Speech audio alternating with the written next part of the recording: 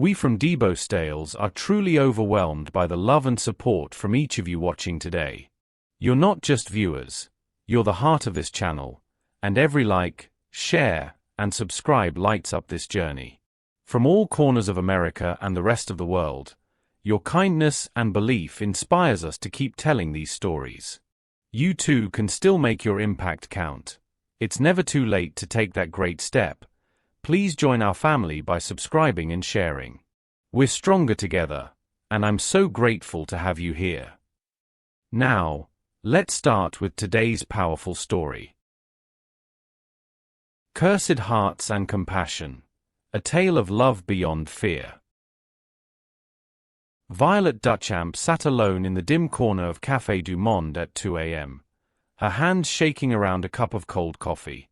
Her worn journal lay open on the table, every page filled with dates, names, and brief notes about people who once loved her and suffered for it. Powdered sugar from the bayonets clung to her dark apron as she wiped her tears with the back of her hand.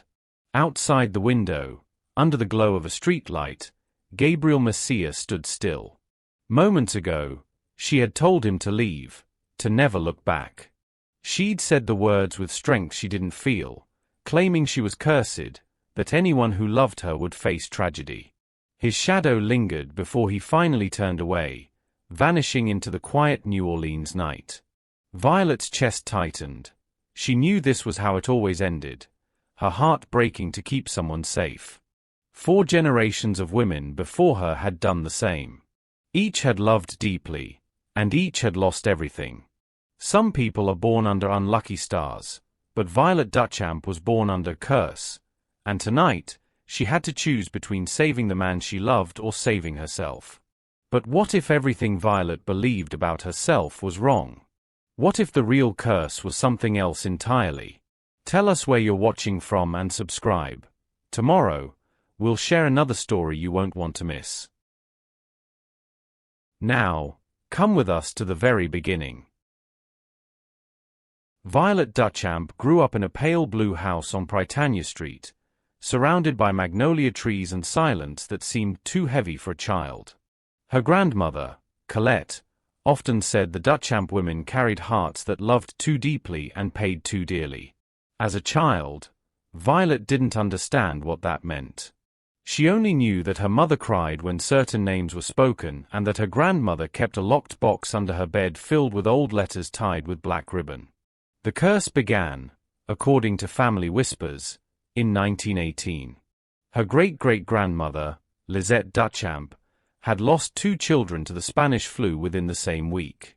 In desperation, she took the surviving baby into the bayou to seek help from a woman known only as Mère Laveau's cousin, a healer who worked with roots, smoke, and words older than memory. Lisette begged her to keep death away from her family. The woman warned her that no one could stop death, only shift its path. Lisette agreed to whatever it took. She returned home the next morning with her child alive, but her husband died 2 days later, his lungs filling with blood while he slept.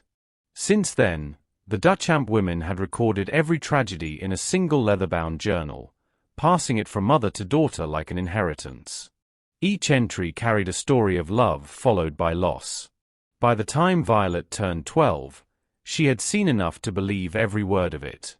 Her father, a construction worker, was crushed by a beam during a renovation project near the Superdome. Her mother didn't speak for days. The journal came out that night, opened to a blank page, and another name was added. When Violet was 16, her best friend, Marla, crashed her car on Interstate 10 after a night out. She survived, but barely. Violet had been the last person she spoke to before the crash. Marla's mother told her gently to stay away. In college, she fell in love for the first time, a kind boy named Ethan, who played the saxophone in the Frenchman Street clubs. Within months, his laughter grew quiet. He stopped showing up to class, sank into sadness, and left school entirely. 2 years later, Violet saw his name in an obituary. She stopped asking why. The curse, in her mind, was real, a shadow that followed her family's bloodline, taking anyone who dared to love them. On her grandmother Colette's final night, the old woman called Violet to her bedside. Her once fierce eyes had grown soft but sorrowful. "You must be careful with your heart," she said. "It brings light, but that light draws pain. This journal, it's all that's left to remind us what love costs." She handed Violet the worn book, its spine cracked from generations of grief. "You may live longer alone, child. Sometimes that's the only way." Violet kept that warning close. After her mother passed, she sold the old house and moved into a small apartment in the Marigny neighborhood. 1 bedroom, 1 window facing a quiet alley, and no photographs on the walls. Her life became a routine of deliberate emptiness. She worked night shifts at Café du Monde because fewer people spoke to her, and the noise of the city's tourists blurred the loneliness. Her days were silent. She'd wake at noon, make black coffee, and sit by the window reading the journal as if rehearsing for disaster. Every few months, she'd add an entry for someone new, a co-worker's sudden illness, a neighbor's lost child, a friend of a friend's accident. She saw connections everywhere, convinced her presence spread misfortune like a quiet contagion. At the cafe, she kept her distance. Regular customers smiled. She nodded politely but never lingered. When they asked her name, she gave only V. When they offered friendship, she changed shifts or tables. She had learned to move through life like a ghost, present but untouchable. Her apartment mirrored her existence. 1 bed, a small table, a half-stocked fridge, and stacks of old notebooks filled with self-observation. No television, no photos, no reminders of a world beyond her walls. She found safety in absence, comfort in control. Every night before leaving for work, she looked into the cracked mirror by her door and whispered, "No connections. No losses." It had become her prayer. In the quiet hours between 1 and 3 a.m., when the cafe slowed and the air smelled of coffee and powdered sugar, she often thought of her grandmother's words. "Love brings light. Light draws pain." For years, Violet believed isolation was survival. She built her peace 1 layer of detachment at a time, each boundary another wall between her and tragedy. Yet, somewhere beneath all that careful distance, she still kept the journal in a box under her bed, just as her grandmother had done. It waited there, patient as memory, for the next name to be written inside. The fog came in thick that October night, drifting from the Mississippi like breath from something alive. The lamps along Decatur Street glowed faintly through it, softening the edges of the world. Inside Café du Monde, the warm light flickered over empty tables, powdered sugar dusting the air like quiet snow. Violet wiped down the counter for the 3rd time, her movements slow and mechanical, her mind already retreating behind its walls. That was the night Gabriel Messiah first walked in. He wasn't like the usual late-night customers, the tourists lost after bar crawls or locals chasing caffeine before dawn. He moved carefully, as if every step required thought. He was tall, broad-shouldered, with kind eyes that seemed older than the rest of him. The sleeves of his faded Portland Fire Department jacket were pushed up, revealing burn scars across both forearms, pale lines that told stories of heat and pain. His hands trembled slightly when he reached for the coffee cup Violet set down, but his smile steadied them. "Thanks," he said quietly. His voice carried a tired warmth, the kind that comes from long recovery. Violet only nodded. He took the corner table facing Jackson Square, the one most people avoided because it caught the draft from the door. From there, he could watch the quiet street and the shadow of the cathedral beyond. He stayed for almost an hour that night, sipping his coffee, eating half a bayonet, and watching street performers pack up their instruments through the fogged glass. When he left, he dropped a $10 bill under his empty cup, far more than the check, and offered Violet a soft, wordless nod before stepping into the mist. The next night, he came again. Same table. Same quiet smile. By the 4th night, the staff had started to call him Fire Jacket behind the counter, but Violet never used the nickname. She simply noted his presence, the way his eyes lingered on the quiet world outside, the stillness that clung to him like smoke. What Violet didn't know, what no one there knew, was that Gabriel Messiah had come home to New Orleans after a long year of pain. 2 years earlier, he'd been a firefighter in Portland. On a freezing December morning, he'd run into a burning apartment building near Pioneer Courthouse Square to save a trapped family. The rescue was successful, but he hadn't walked out unscathed. A collapsing beam and the suffocating heat had nearly taken his life. He spent 8 months in the hospital, fighting infection, learning to use his hands again, and trying to sleep without waking to screams that weren't his. When the nightmares grew too heavy, he left Oregon. He returned to New Orleans, the city where he was born, near Lake Pontchartrain, hoping the rhythm of the river and the noise of the quarter might quiet the memories. But healing didn't come easily. He found peace only in the stillness of late-night hours, where the world stopped demanding anything from him. That was how he found the cafe, a place that matched the silence he carried inside. For 3 weeks, Gabriel came every night. Same table. Same order. Coffee. Black. Bayonets. 2. Sometimes he brought a small paperback novel, though he rarely turned the pages. Other times, he simply sat and watched the fog settle over Jackson Square. He greeted Violet with a small nod and left her a generous tip, never too much, never too little, like a quiet thank you for allowing him to exist there unnoticed. Most nights, he said nothing more than good evening. But Violet noticed things. The tremor in his hands when he lifted the cup. The way he always checked the time twice before leaving. The faint scar above his collarbone that disappeared into his shirt. She tried not to care, reminding herself that curiosity was the first step toward connection. And connection, in her world, always led to loss. One night near the end of the 3rd week, Gabriel lingered after closing time. The other servers had gone home, and the cafe was silent except for the clinking of dishes. Violet wiped tables, waiting for him to finish. But instead of leaving, he stood beside her counter and said softly, "Do you ever sit down?" The question startled her. No one asked Violet personal things anymore. "I'm working," she replied without looking up. "I know," he said. "But you've been working every night I've been here. Just thought, maybe you could rest for a few minutes."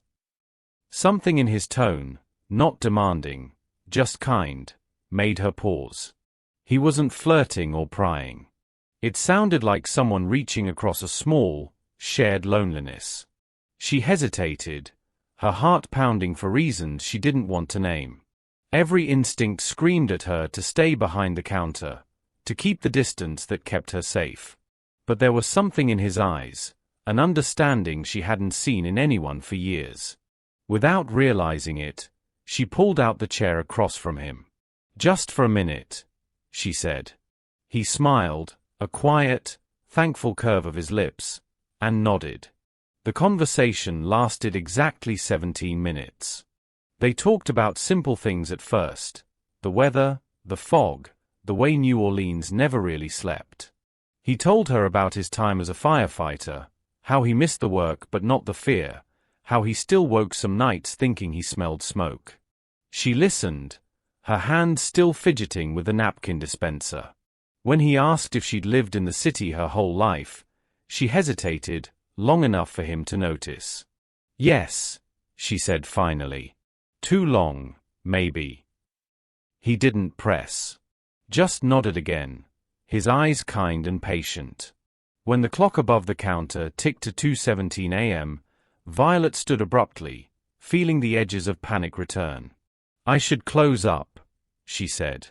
He smiled softly. "Thank you for sitting," he replied. "You looked like you needed a break." She didn't answer. But that night, when she wrote in her journal before bed, she didn't add a name to the list of tragedies. She only wrote one sentence. 17 minutes. No disaster yet.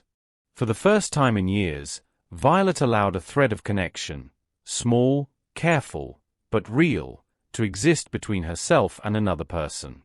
The nights that followed became quietly predictable, the kind of rhythm Violet both feared and secretly craved. Gabriel arrived almost every evening at the same time, just before midnight, always with that faint smile and a soft good evening. Violet greeted him with her usual guarded politeness, though now she sometimes paused to ask if he wanted his coffee refilled. Their conversations began small, like pebbles dropped into still water.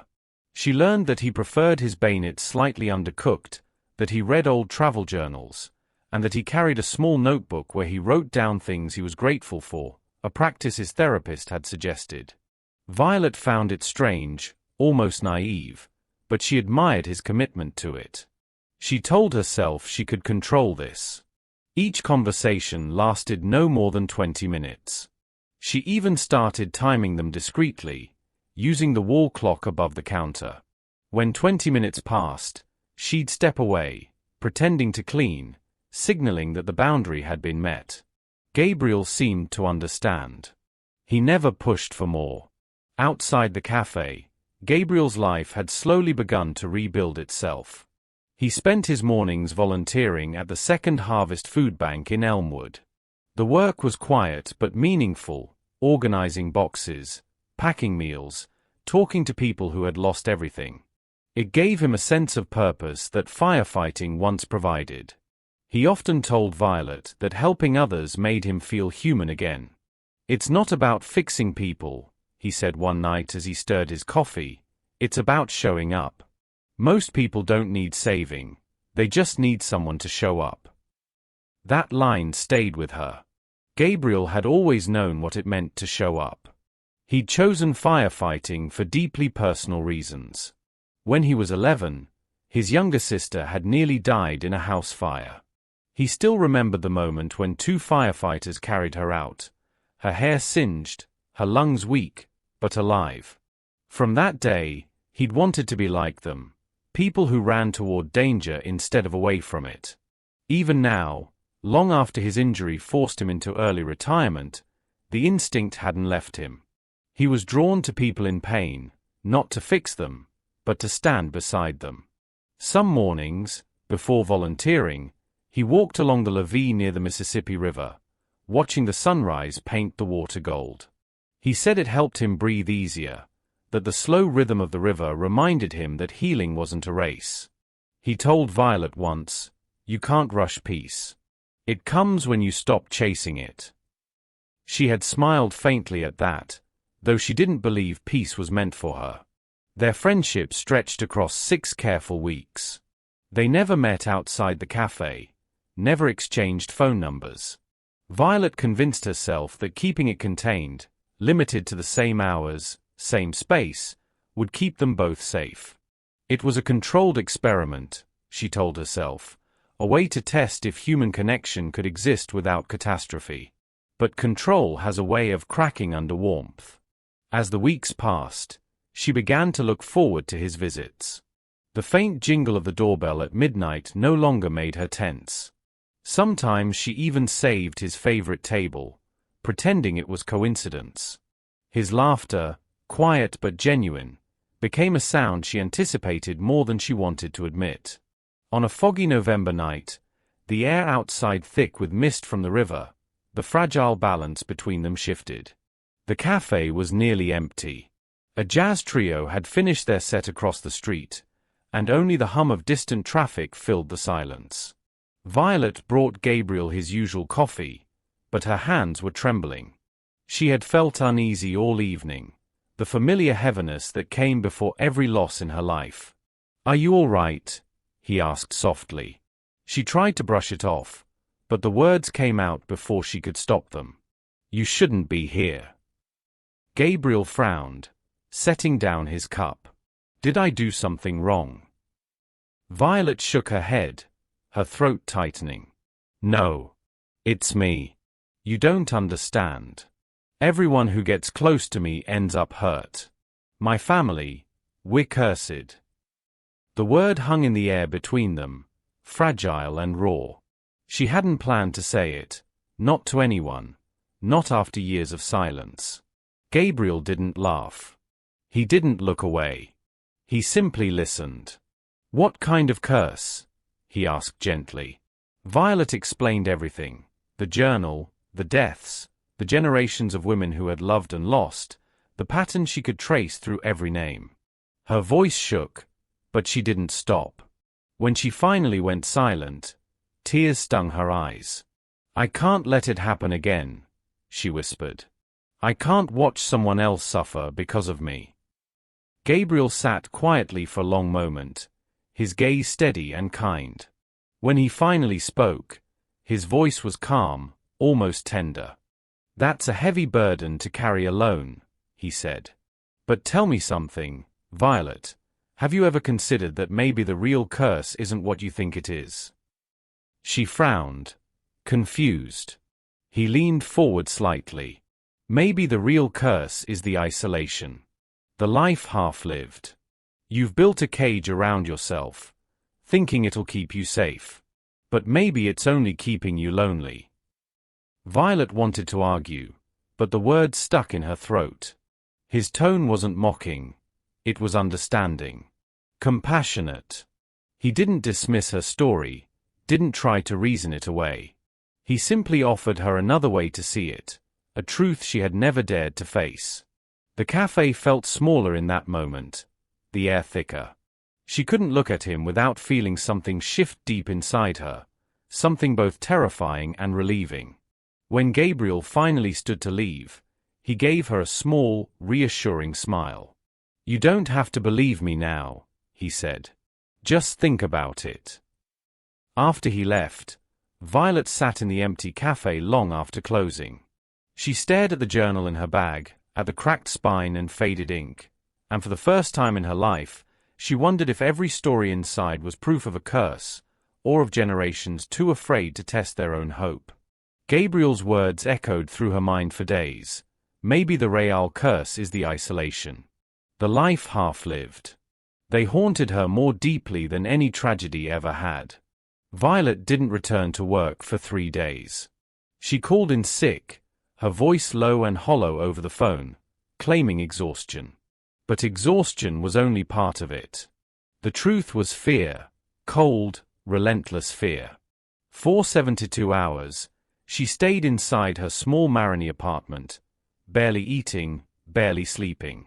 The journal lay open on her table, pages filled with names she knew by heart. Her grandmother. Her father. Ethan. Marla.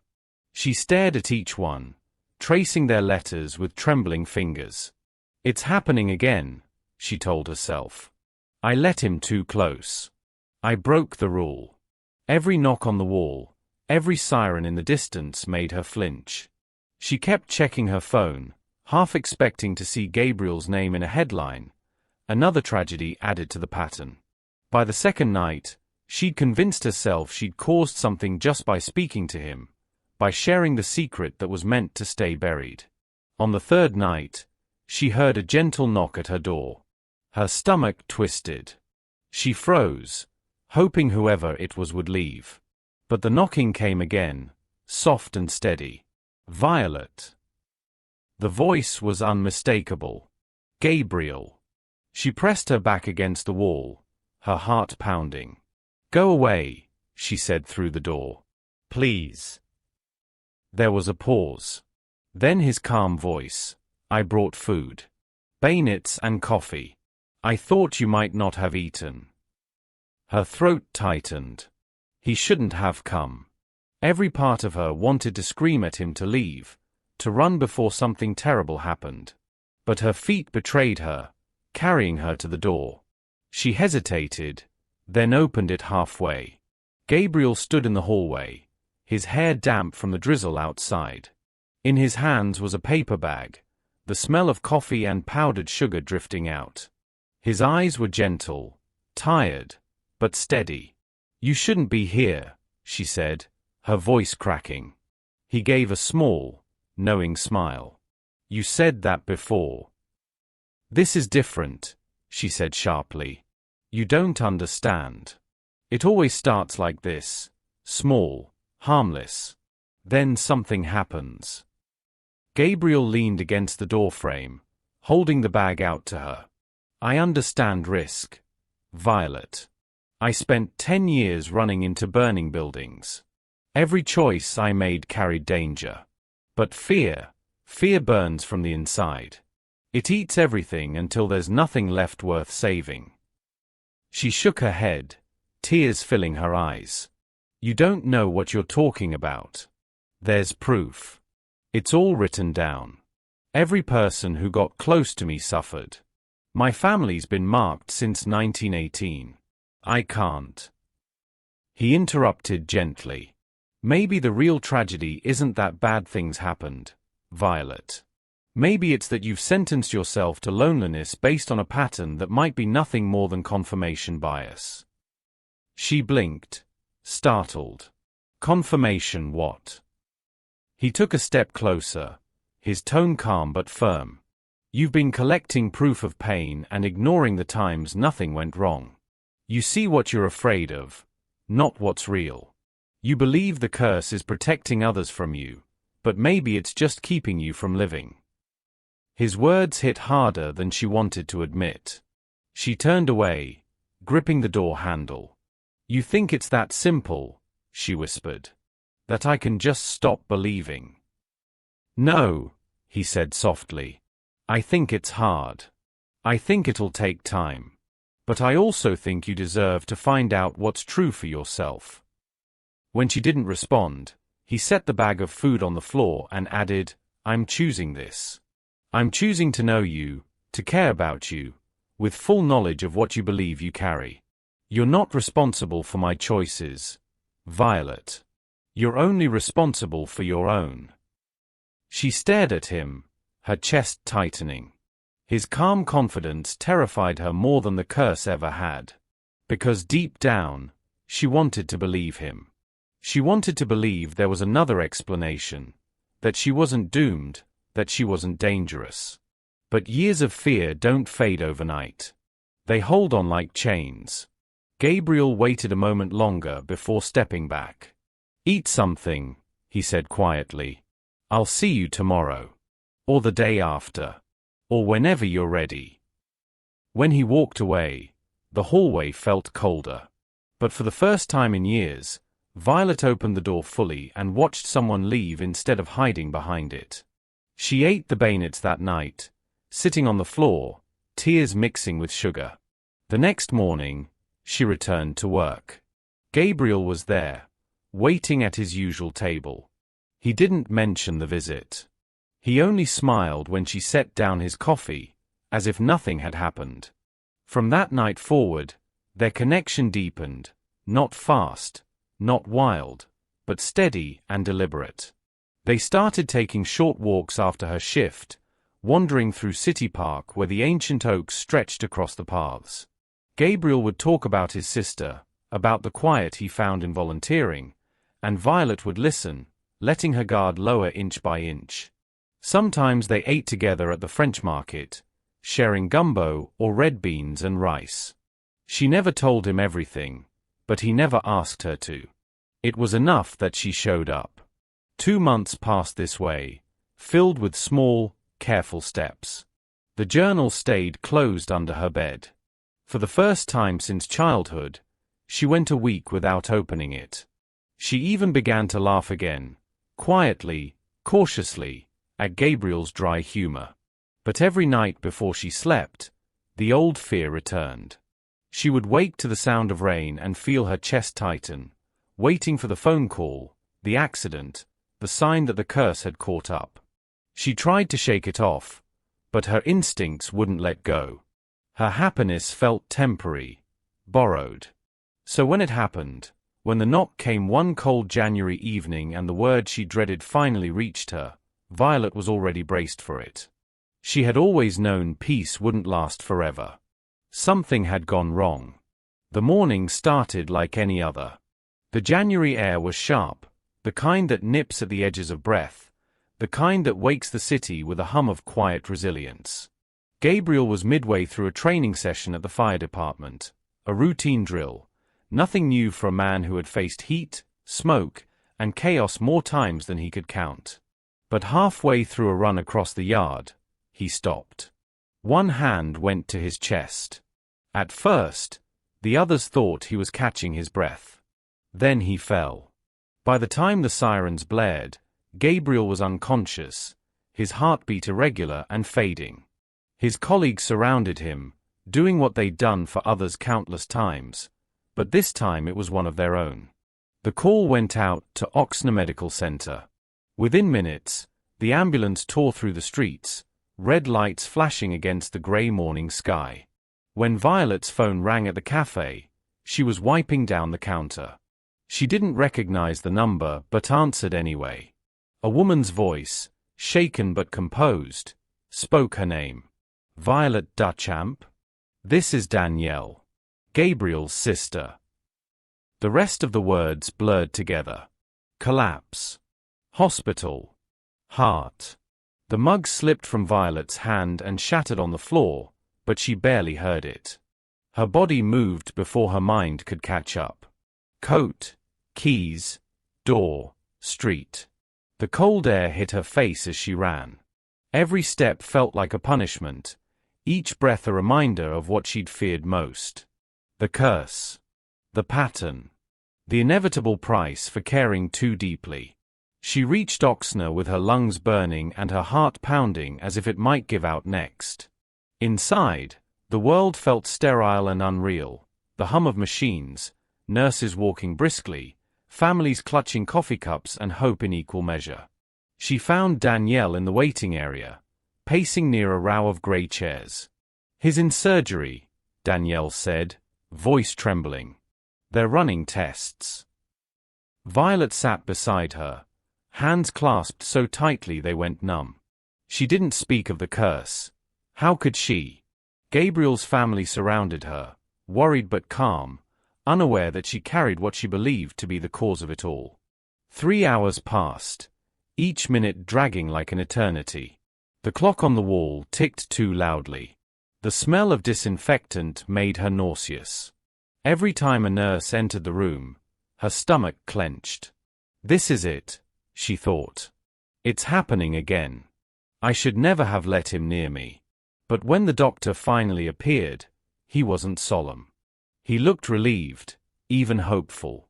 "He's stable," he said, his tone careful but kind. "It wasn't a heart attack. We found a congenital defect, a valve issue he's had since birth. It's remarkable we caught it now. If he hadn't collapsed today, he might not have made it another year. The episode may have saved his life." The words hung in the air, strange and bright. Violet couldn't speak. She could only stare. The doctor went on about treatment plans, procedures, recovery. Danielle asked questions through tears, but Violet barely heard them. Her mind replayed his words again and again. Saved his life. She rose from her chair, legs trembling, and stepped into the hallway. The world seemed too bright, too loud. For so long, she had lived in darkness, certain that her love was a curse waiting to destroy anyone who dared to return it. But now, this? Her breath came unevenly. The fluorescent lights overhead hummed softly as she pressed a hand to her mouth. If she hadn't told him, if she hadn't shared her story, maybe he wouldn't have been there that day, wouldn't have collapsed where help was immediate. The thought hit her like a wave. Maybe, just maybe, this wasn't punishment. Maybe it was protection in disguise. She sat down on a bench outside the cardiac unit, her hands trembling.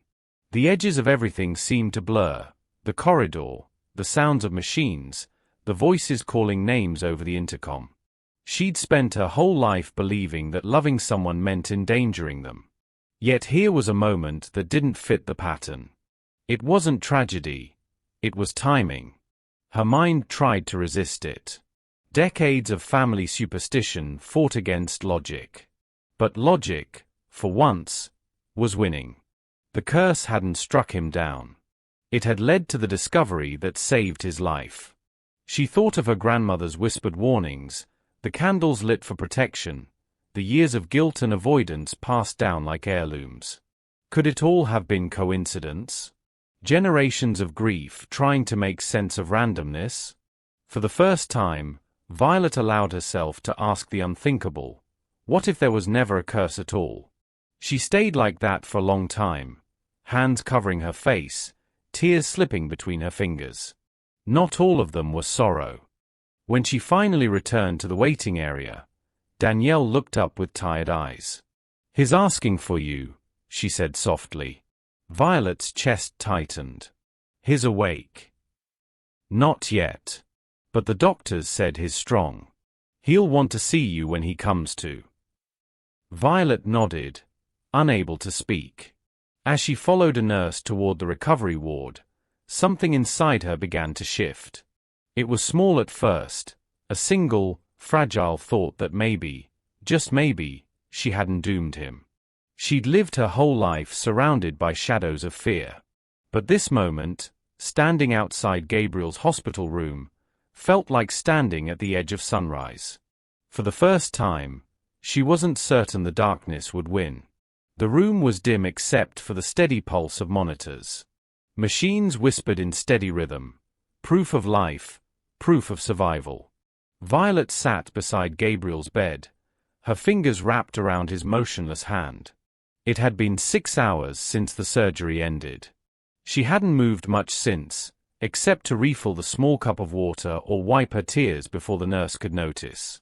Every time a doctor passed, she tensed.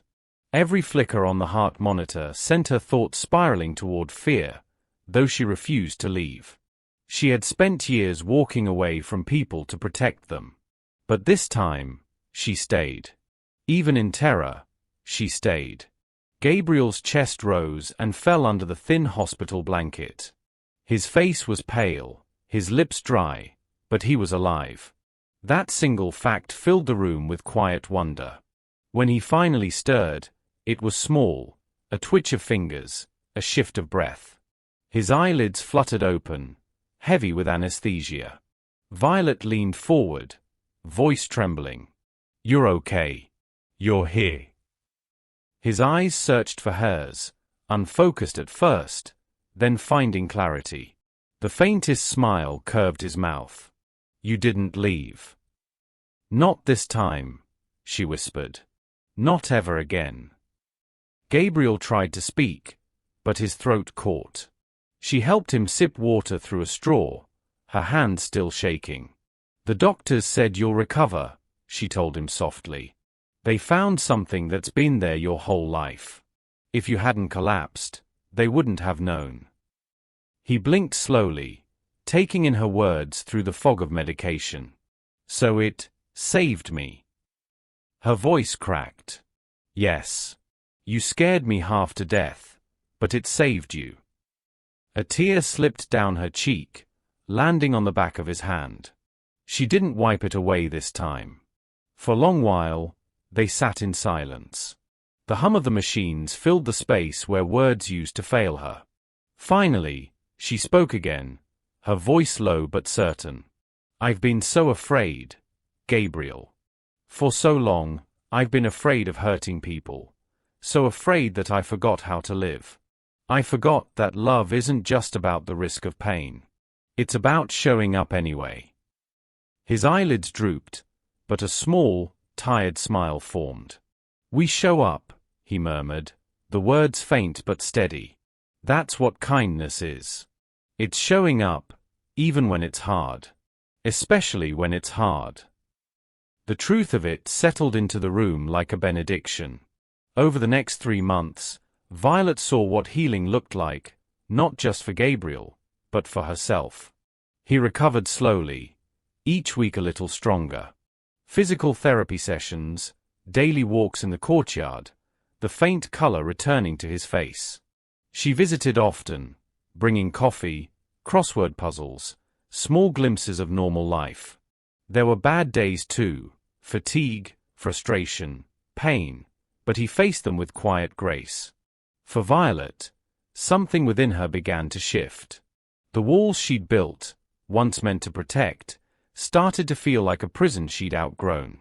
Watching Gabriel rebuild his strength reminded her that fear might keep you safe, but it also keeps you small. When he was finally discharged, Gabriel insisted she join him one morning at the food bank where he used to volunteer, Second Harvest in Elmwood.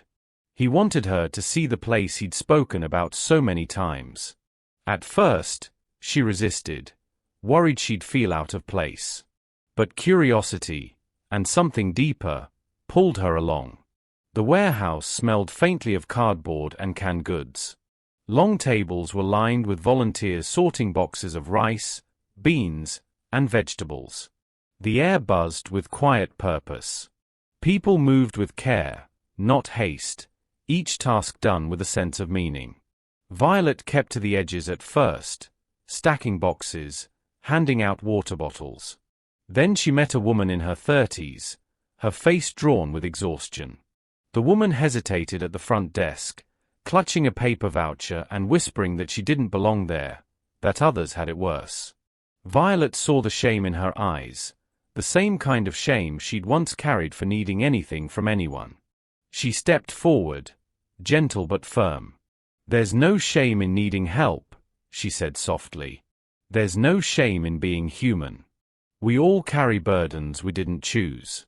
What matters is that we don't carry them alone."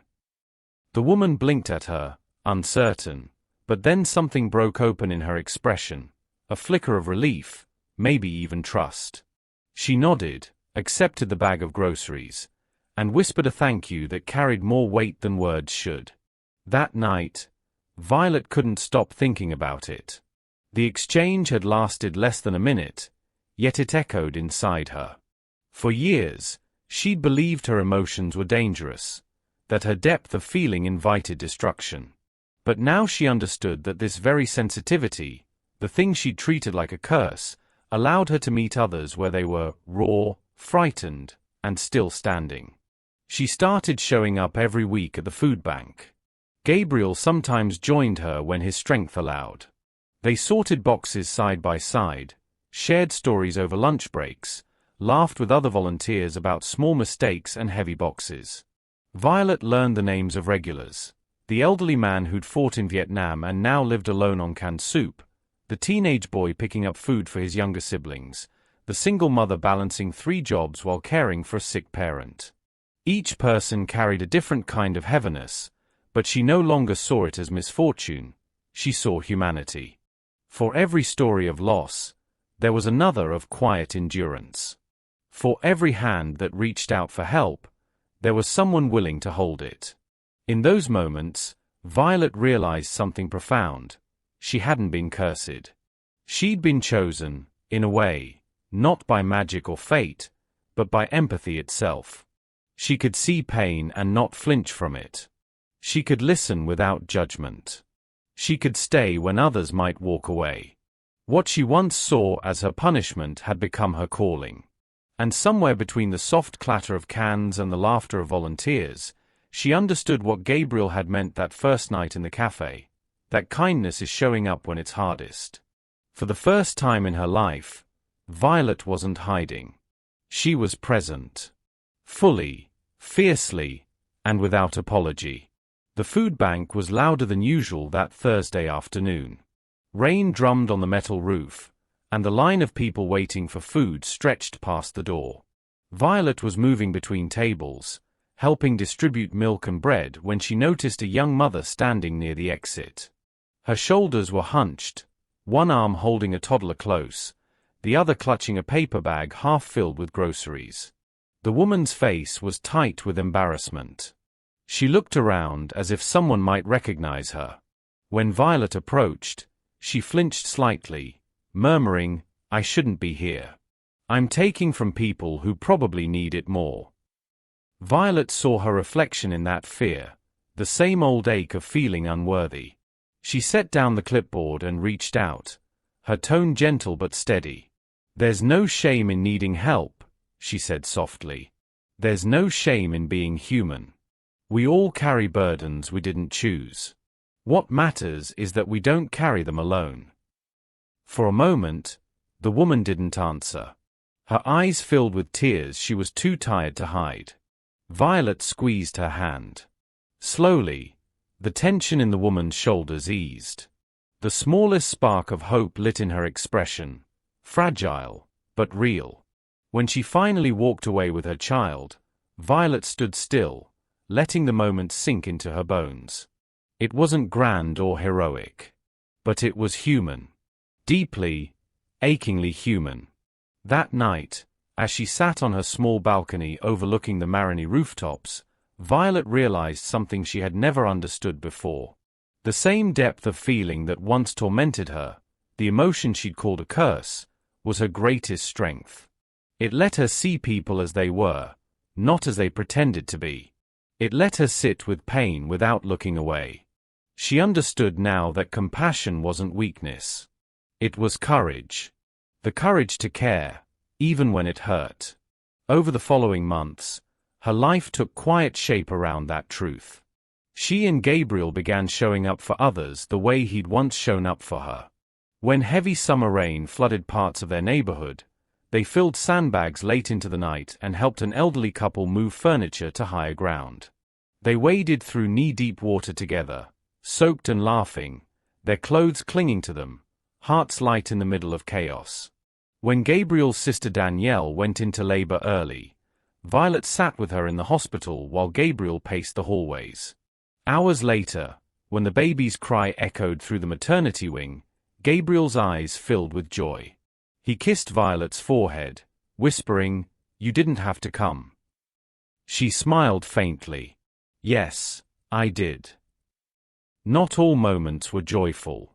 There were nights when Gabriel woke shaking, the old nightmares returning, the smell of smoke, the sound of sirens, the faces he couldn't save. Violet learned not to fill the silence with words. She simply placed her hand on his chest until his breathing slowed. Sometimes kindness was that simple, staying present while someone fought their own ghosts. By spring, New Orleans had begun to thaw from its brief winter chill. Azaleas burst into color along the fences of the garden district, their pink blossoms trailing down old iron gates. Street musicians returned to Jackson Square, their horns and drums filling the air with life again. The city pulsed with warmth and rhythm, as if reminding everyone that even after sorrow, beauty still returns. Gabriel was fully recovered by then. Though he could no longer fight fires in the field, he began consulting for the department, teaching safety courses, mentoring new recruits. He brought his calm strength and gentle humor into classrooms full of wide-eyed cadets. One evening, they walked together along the Mississippi River, just as the sun began to set. The water glowed gold and pink, reflecting the lights from passing riverboats. Street lights flickered on along the path, and the air carried the faint scent of magnolia. Violet watched the horizon, her hand brushing Gabriel's. "Do you ever think about how close we came to losing everything?" she asked quietly. Gabriel smiled faintly. "I think about it every day. But I also think about how much we gained." He paused, watching a tugboat drift past. "You know, I've been thinking about your family's story, about the curse." Violet's chest tightened. "What about it?" He turned toward her, his expression calm but thoughtful. "I think your family cursed themselves. Not with bad luck, but with fear. They kept looking for proof that tragedy would come, and when it did, it only confirmed what they already believed. They connected every loss, every accident, until it became their truth." She listened, her gaze lowering to the water. "You think they made it real by believing in it?" "In a way, yes," he said. "Fear has a way of doing that. The stories we tell ourselves, about who we are, about what we deserve, they shape the world we see." Violet nodded slowly. "My grandmother used to say the curse started because of love that went wrong. Maybe it's ending because of love that went right." Gabriel's hand found hers again, his thumb brushing against her knuckles. Maybe it was never about luck or curses at all. Maybe it was just about people learning, over generations, how to stop running from their own hearts. They walked in silence after that, the soft hum of riverboats filling the space between them. The city glowed behind them, music, laughter, and life spilling through open doors. Violet felt the ache that used to live in her chest ease into something else, something steady and peaceful. For the first time, she wasn't waiting for the next tragedy. She wasn't searching for signs of disaster in every joy. She was simply there, alive, present, and unafraid to care. As they reached the corner where the path curved back toward Jackson Square, Gabriel stopped, looking out over the water one last time. "You know," he said, "fear kept your family safe for a long time. But it also kept them small. You broke that cycle, Violet. You chose differently." She looked at him, the last light of the sun catching in her gray eyes. "No," she said softly.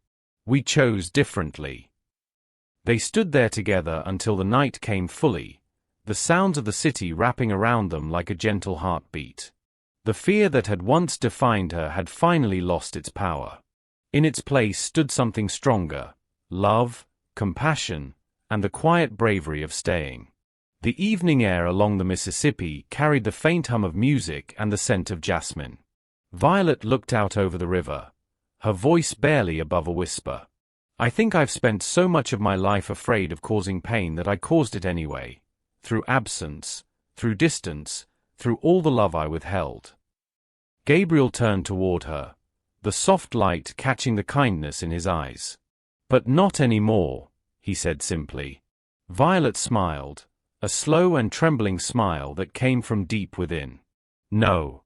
Not anymore. I understand now. Love isn't about protection. Not really. It's about presence. It's about choosing someone, showing up for them, being brave enough to stay even when you're afraid." Gabriel reached for her hand. "Violet Duchamp," he said, his tone gentle but certain, "you are the bravest person I know. Not because you stopped being afraid. Fear is human, and it's okay. But because you loved anyway." The following autumn, they were married under the ancient oaks at the pavilion of the Two Sisters in City Park. Golden light filtered through the branches, falling across the faces of the people who had become their family. The volunteers from the food bank, neighbors who'd once been strangers, friends who'd shared laughter and loss. The air was full of music and the sound of soft laughter drifting through the garden. As Violet walked down the path lined with oak leaves, she felt the echo of her family's old stories, the generations who'd whispered about curses and sorrow. But as she reached Gabriel and saw the steady love in his eyes, she knew the truth. The curse had never been in their blood. It had lived in their fear. And fear had no power here anymore. They exchanged simple vows, promising not perfection, but presence. Promising to keep showing up for each other, even when the days grew heavy. When the officiant pronounced them married, Gabriel leaned forward and whispered, "See. No curse can touch us." Violet laughed through her tears, her voice soft as the breeze. No curse, only choice. The years that followed were filled with the quiet beauty of ordinary devotion. Every Saturday morning, they worked side by side at the food bank, unloading boxes, greeting families, learning the names of children who came running for fresh fruit. Their neighbors knew them as the couple who always showed up, whether it was fixing a broken fence, sharing a warm meal, or simply sitting with someone in silence when words weren't enough. The small home they built together became a gathering place. Birthdays, storms, hard times, and holidays all found their way through their door. It wasn't about grand gestures or miracles. It was about consistency, kindness, and the courage to stay connected when life got complicated. Over time, Violet began to see the lesson that had shaped her whole life. Sometimes the greatest curse isn't the tragedy we fear, it's the belief that we are too broken to deserve connection. The isolation we build to protect ourselves only deepens the pain we're trying to avoid. Breaking that curse requires courage, the kind that asks us to be vulnerable, to let others in even when it terrifies us. Gabriel had taught her that kind of courage through quiet persistence. His kindness had never demanded anything in return. It had simply stayed. It waited, it listened, It healed. She learned that compassion must begin within, because until we can forgive ourselves for our own flaws, we can't truly open our hearts to others. In time, she came to understand something even deeper. Kindness doesn't stop with the person who receives it. It ripples outward, touching lives that may never know where it began. Gabriel pursuing her that first night at the fire station hadn't just saved him from loneliness or her from fear, it had saved them both. It had built something enduring out of pain, something rooted like the oaks under which they'd made their vows. Love and courage, intertwined like those roots, had the strength to break any curse. Years later, on quiet evenings when the sun set behind the rooftops, Violet would look at Gabriel and feel the same calm warmth rise in her chest. Not the flutter of infatuation, but the peace of knowing she had chosen, every day, to love despite fear. Their story wasn't about escaping pain. It was about transforming it, turning fear into empathy, solitude into service, and wounds into bridges. The real magic had never been supernatural. It was human. It was connection. We are not defined by the burdens we carry, or by the fears that haunt us.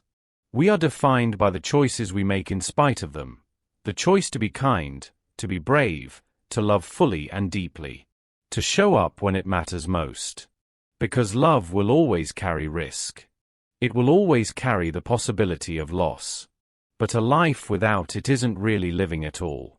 Thank you for joining us on this journey of cursed hearts and compassion. If this story touched you, make sure to subscribe and hit the notification bell so you never miss the next one. Tell us in the comments where you're watching from. We'd love to hear your story too. And remember this. The bravest thing you can ever do is love despite your fear, show kindness even when it costs you comfort, and choose compassion over isolation. Your support helps us bring more stories like this to life. Tomorrow brings another incredible story. Until then, be kind, be brave, and never stop choosing love.